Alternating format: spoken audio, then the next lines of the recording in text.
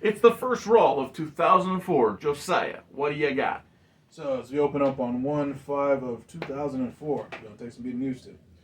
Always does. Always does. Hey, both in real life and in the game. True, very true. We open up with the Heartbreak King, Shawn Michaels, coming to the ring. Then Christian's reign started because of him, and he guarantees that at the Royal Rumble, thanks to AEW President Stone Cold Steve Austin making it official, at the Royal Rumble, the reign will end because of him. Did you know that's another former tag team champion of Stone Cold Steve Austin, just like Dude Michaels Love? is? Oh, you didn't know? No. Yeah, so When was this? it's the reason Dude Love and Stone Cold were champions. Because Shawn Michaels and Steve Austin beat the Hart Foundation for the tag team titles. Damn. And then Shawn, This was Yes. in, what, 97? something like that, he gets laid up with some sort of reason, and so Austin's now holding both tag straps. Oh. Mankind wants to be Austin's partner, and, Yeah. and Austin keeps telling him to basically get lost. Show off, yeah. And so then that's when you see the boots tapping and the, I have mercy.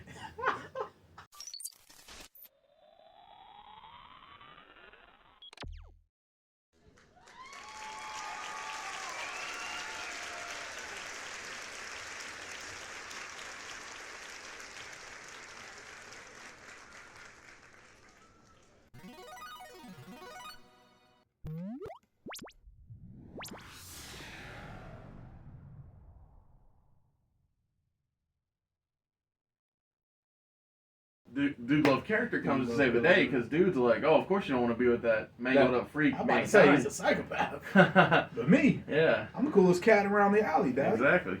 Yeah.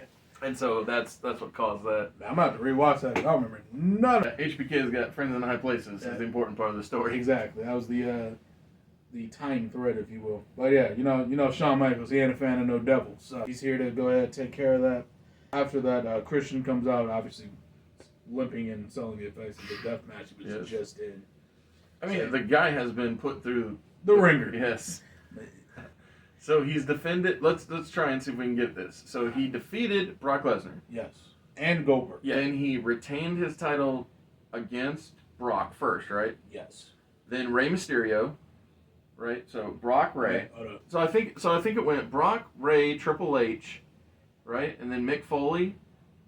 Now we're going to Shawn Michaels. Mick Foley, Shawn Michaels. Yeah. That feels right. That so sounds right. In just a few weeks, the man has had and that's not counting his defense against Bill Goldberg Starcade. So now he's had 6 defenses in I think like 6 weeks. Basically every week he's doing big work. Nah, because I'm pretty sure some weeks he's doubled up on defense. Yeah, that's exactly Oh, But damn. yeah, he's going through a who's who of challengers. I'm about to say they're all Hall of Famers. I don't think he's wrestled a non-Hall of Famer yet. It's true. Actually, still won't. He's gonna get the Michaels wrestle him on at Royal Rumble, yep. Royal Rumble. Thank you. Yeah, that was the words are escaping me today. He's had a busy reign. He's got some ice taped to him. I'm sure him and the trainer are best friends. Bandage on the head, wrapped up from head to toe. He's looking like the Yeti. The Yeti! Without the humping. But Christian comes out on the top of the ramp himself saying, if you want this title, you're going to have to pry it from the devil's cold, dead hands. And then that is the cue for Chris Jericho, Shawn Michaels, best friend, to come in, hit him with that, remember when he used to do that Full Nelson Facebook, the Skull Crusher finale? Basically. That's essentially what he does here. Because, he doesn't really have the code breaker yet. I don't want to give that to him until he's back. Because I think that's good. Yeah, it Different makes sense point for to debut a move when you return. Exactly. That is the cue for the rest of the said Devil's Advocates, O'Hara and Kane, come in and put the boots and the choke slams and the Devil's Cruelty and Walls of Jericho as Christian slowly limps his way down. Would have been a faster beatdown, honestly, if Christian was 100%. So, Shawn might be a little mad at Stone Cold here.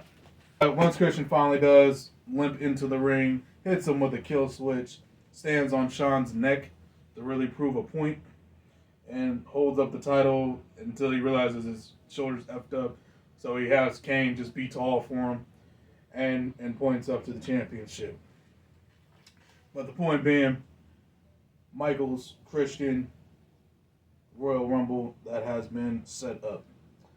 Next up, we have Billy Gunn versus Steven Richards. First Raw match of the new year. No disqualification for the Evolve title. If you remember, Billy won that not last week, but the week before, I believe. It's the immortal Billy Gunn. Correct. If you will. Billy secures then with a Fameasser onto the chair. 1, 2, 3. Because obviously Steven was never going to win. I love Steven Richards, but he didn't need this win at this night. So Billy Gunn. Don't worry, he'll criticize you on his YouTube channel. Oh, I'm sure. And you know what? They tell you how you need to learn from the NXT coaches. The NXT coaches. Yeah, that was so funny seeing that. Billy Gunn, first defense of the Evolve title in the books. Next up, commercial comeback. We are in the backstage interview area. You all remember it from Oz's show. It's the same one, but red. But red, I like that. Evolution is in the area. Triple H and Ric Flair are applauding Mick Foley's efforts, saying, "Hey, we tried to help best we could, but we get it. It just wasn't meant to be on that night. But we're proud of you, nonetheless, Mickey." But Randy Orton cuts him off and says, "This is so dumb. Like, instead of winning the championship, instead of winning us, one of like you or Rick or me or Dave or me winning that world title." Instead, we left it to Mick Foley to take it. A man who's past his prime, a legend, if you will, is supposed to take that world title instead of one of us. We are the evolution of pro wrestling. This is about us. This is our show. When you were world champion, we were running the place. And now we're taking a back seat to the Devil's Advocates. We're taking a back seat to guys who haven't wrestled in a year and a half. Rick cuts him off and says, "Listen, you better watch your mouth about what you say about legends, all right?" Randy composes himself, apologizes to Rick, and then storms out. Triple H tells Batista, doesn't even say anything, just gives him a nod, tells him to go follow him out. Yeah. Like a good leader. Yeah, exactly. Leader 101. Yeah, just apologizes to the interviewer who is, I don't even remember who the 2004 interviewer is, but whoever they are, I'll also flash a picture up, apologize to them, move on with the segment. Next up, we have Brock Lesnar returning to take on Rob Conway. While sore, it's still Brock Lesnar. Yes. So, all quicker than this match with John Cena and WrestlePalooza. So, quick and easy. Whole point of this match isn't really to give Brock a match, but not a competitive match because Paul Heyman grabs the microphone and declares Brock Lesnar as the first man entering the 2004 Royal Rumble. Yep. I was real close to saying 2024. So, Brock has declared for the Rumble, which, people do around this time of the year. Absolutely. And here's the other thing about the Royal Rumble and the mass of humanity. The more star power you can tell people will be there, the more they'll be interested in seeing it. Like, you're not going to... In theory, yeah. In theory. You're not going to want to necessarily say Hulk Hogan will be here, but, you also don't want to say... No knock when I say this. Rico is going to be in the match. It's like, give us the high spots or the big names, and we can fill in the blanks. We'll rock it from there. Yeah, like we don't want all 30, but we definitely want to know a few good people. A few good men. A few good men, exactly. It's a good movie. My goodness. Oh, excellent movie. Classic. Rewatched it. Well, I rewatched it probably a month ago now, but that's what's up. Still holds up. Yeah. You can't handle the truth. Oh man, it's just so. You see that out of context, and you're like, wow, that is... I still feel how powerful that is, just acting. But then seeing all the context leading up to it again, and then go, you can't handle the... I'm like, yes! Can I tell you something I thought was amazing? What's up? So I was watching this documentary. Might have been The Movies That Made Us. If not, it was something of that nature. That is a good documentary. The person who was talking said every time, not every now and then, not one time, every time, Jack Nicholson always hit the same beats, and it was like he just had it. Yeah, and I was like, "That's what's up." Jack Nicholson is one of those actors that doesn't really get like props for how good of an actor he is. Yep. And that might just be down to some of the movies he played in just aren't timeless classics. But thank you for being here at Mr. Super Oz. This video is going out, and this channel only exists because I, Oz, founded Gamble Comics. which first release was Everlasting Survivors, a 68-page graphic novel called All Day Long. Available now. Follow the link in the description that will take you to gamblecomics.com. While there, you can get hats, shirts, posters, much, much more. But most importantly, the story itself. The ones you remember, the timeless classics, Yes, could not have been done by anybody else. exactly. We have Regal and Squad coming out, welcoming back Gail Kim. Sorry, and Squad in this case includes Eric Bischoff. Cool. Welcoming back Gail Kim, who is still recovering, but is here to show face, and more importantly, Lend her intelligence. Exactly. Specifically to the young, tall powerhouse Linda Miles, who will be wrestling women's matches because I don't have a lot of women on. Well, that, and she can use Gail's experience and intelligence to win quickly. Yes. Very, very quickly. Love it. Eric, a rule using his power as general manager that if anyone touches Gail, they will be suspended for 6 months and have to pay a $100,000 fine. Mostly because Gail can't get physical because rules of the show. Yeah, exactly. So and so it makes sense to put a reason behind her not getting touched. Exactly. Afterwards, after that announcement, is co-signed by Stone Cold and Tori because technically they have to.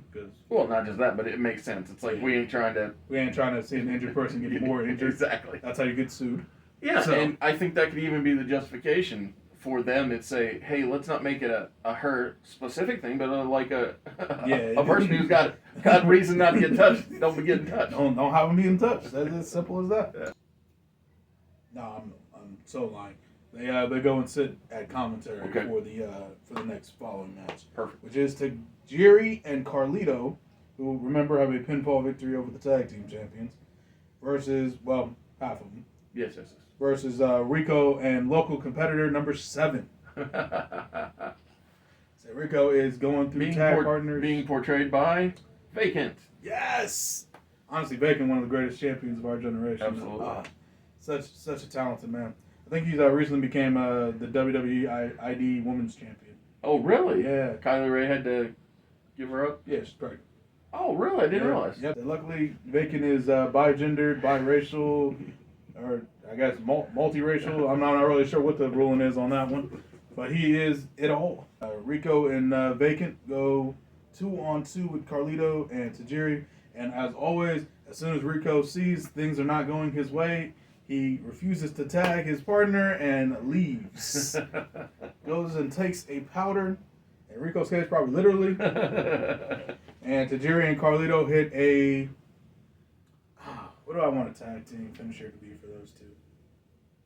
Oh, can I make a pitch? Here. So, Carlito tags into Tajiri while picking up Vacant, hitting a backstabber. As Vacant takes the bump, Carlito also takes the bump. Yeah. Carlito lets go. Vacant. Poor Carlito. Gets booted up into a ballsaw kick from Tajiri. Vacant falls down, and Tajiri goes to the cover. I'm all for that. Works for me. Works for me. That is the finish. Beautiful work, guys. Beautiful work. After the match, Team Angle, of course, runs out and starts kicking ass because they're Team Angle. However, everyone dips out. Gail Kim stands in front of Kurt Angle, so he cannot get to Regal due to the rules we just established. Exactly. And they take full advantage of that. Linda gets Regal out of there. Sorry, Regal runs by himself because he's perfectly fine. Gets Carlito and Tajiri out of there. And they all run to the back. Yeah. For the escape. Finally, we have the main event of the evening. Lita versus Victoria for the Women's Championship. Black Widow Alliance company, of course. Easier that way. Yeah. Can I ask a question? Yeah. Do you recall who Lita was aligned with before being out with injury? It was Trish. I know. I knew you'd remember. Is there any chance that while maybe not necessarily rekindling their friendship, she could, out of animus toward the enemy, try to help not have it be 3-on-1? See, this is why I like Oz, because he pretty much just predicted what I was going to do. It's almost like I booked that match last week specifically so I could have that spot for this match. So it just felt right Yeah. because the beauty of what you did last week was you made it make sense how Trish doesn't necessarily have to be good to do bad to worse people. Exactly. Anyway, like I said, Trish comes out, evens the odds against the Black Widow Alliance with a chair or something. Pick a weapon, I don't really care. But point being, takes out both Jackie and Ivory, sends them to the back. Just a split second eye contact with Lita before officially the match is a one-on-one match. Yes. They have good back and forth because Lita and Victoria are very talented, but it does end with the twist of fate.